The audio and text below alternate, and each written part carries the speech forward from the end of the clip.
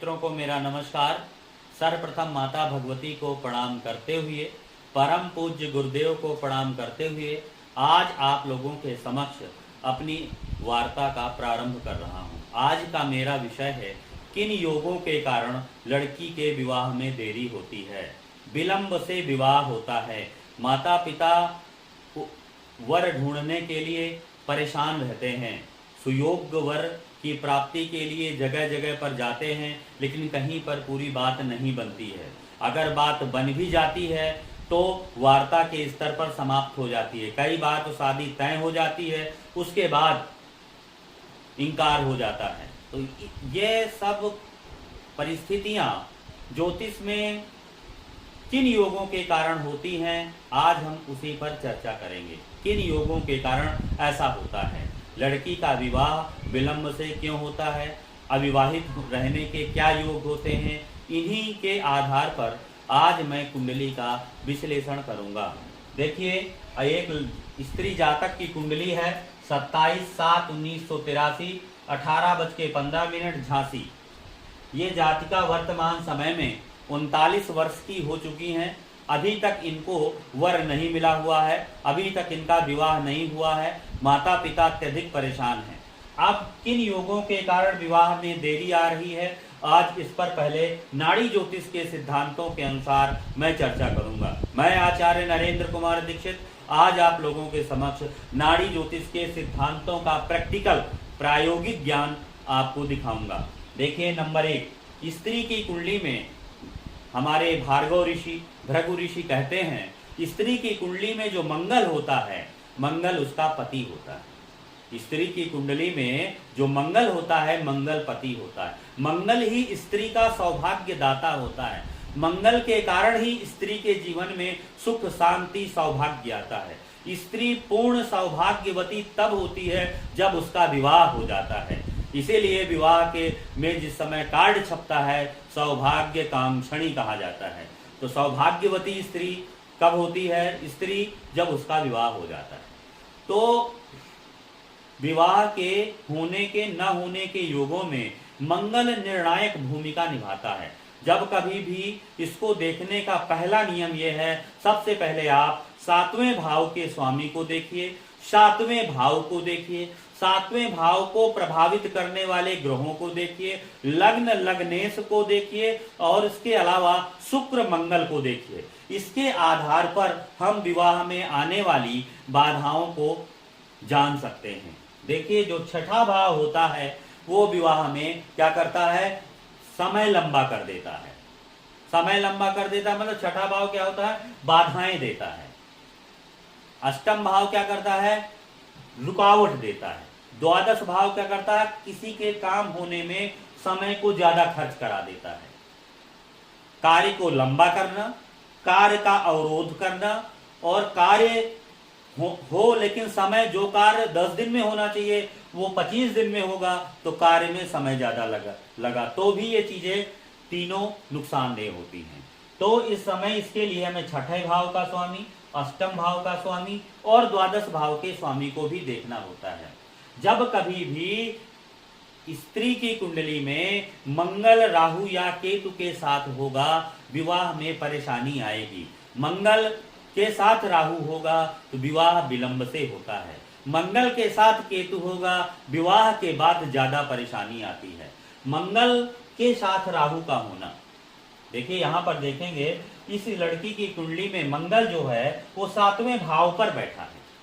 7वें भाव पर बैठा है, राहु के साथ बैठा है।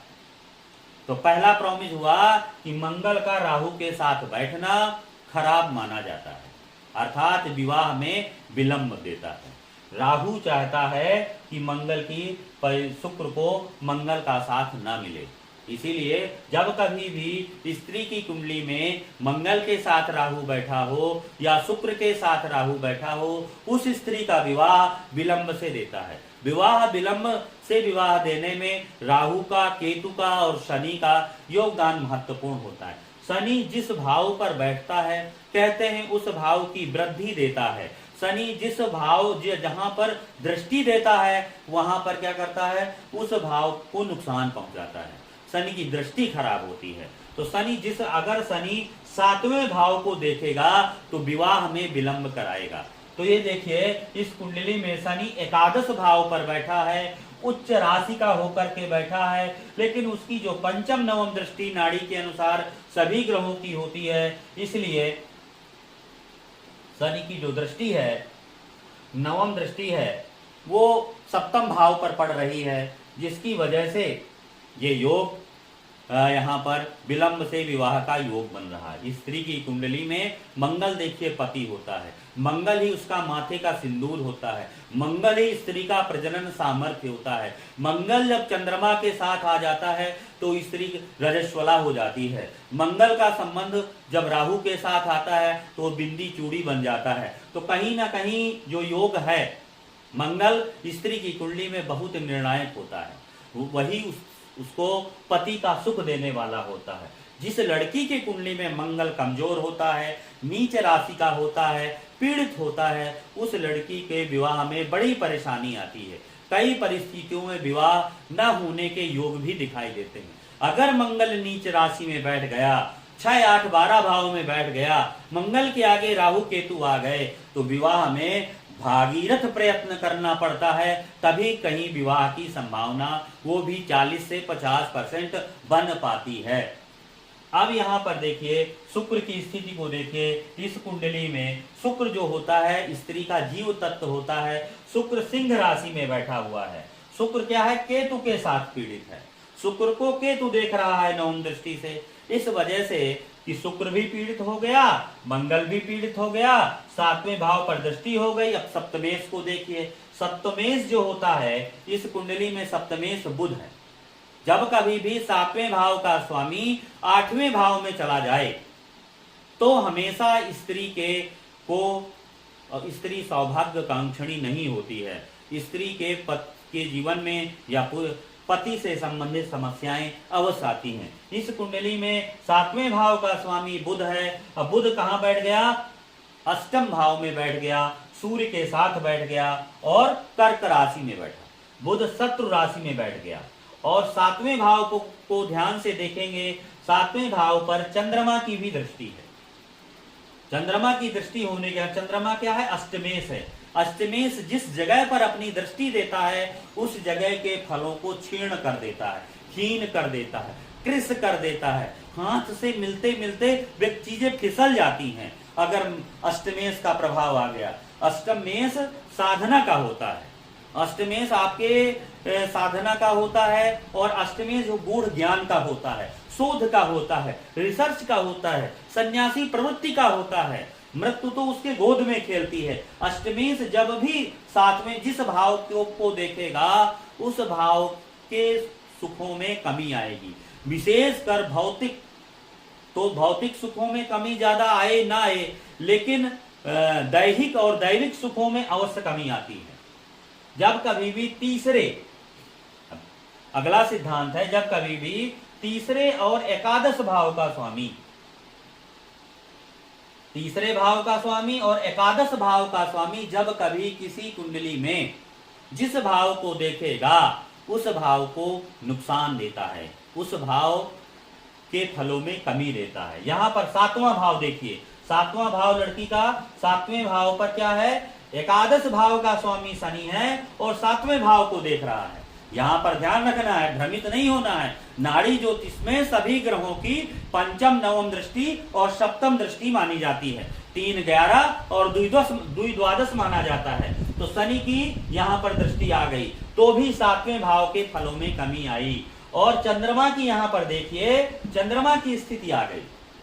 चंद्रमा भी तीसरे भाव में बैठ करके इस भाव के फलों को कमजोर कर रहा है। चंद्रमा अष्टमेश होकर तीसरे में बैठा है। जब अष्टमेश होकर कोई ग्रह तीसरे में बैठेगा ज्यादा नुकसानदेह हो जाता है। इस वजह से 39 साल की अवस्था में भी विवाह नहीं होता। कभी भी स्त्री की कुंडली में यदि सातवां भाव गड़बड़ हो, अष्टम भाव, सप्तमेश और अष्टमेश का परिवर्तन हो, सातवें और आठवें भाव के ग्रहों की युति हो, सप्तम या अष्टम भाव पर राहु केतु का प्रभाव हो, शुक्र या चंद्रमा शुक्र चंद्रमा या केतु से पीड़ित हो, मंगल राहु या केतु से पीड़ित हो, मंगल शनि से पीड़ित हो, ऐसी स्त्री का विवाह बहुत देर से होता है। अब अगले आने वाली श्रृंखलाओं में आपको ये भी बताएंगे कि किस स्त्री के साथ विवाह करना चाहिए, वैधव्य योग किन कुंडलियों में ऐसा होता है, किन पुरुषों के साथ विवाह करना चाहिए, नहीं करना चाहिए। एक कुंडली विश्लेषण पर एक संपूर्ण अध्ययन आपको शीघ्र ही देंगे। इन्हीं शब्दों के साथ सभी को सादर नमस्कार।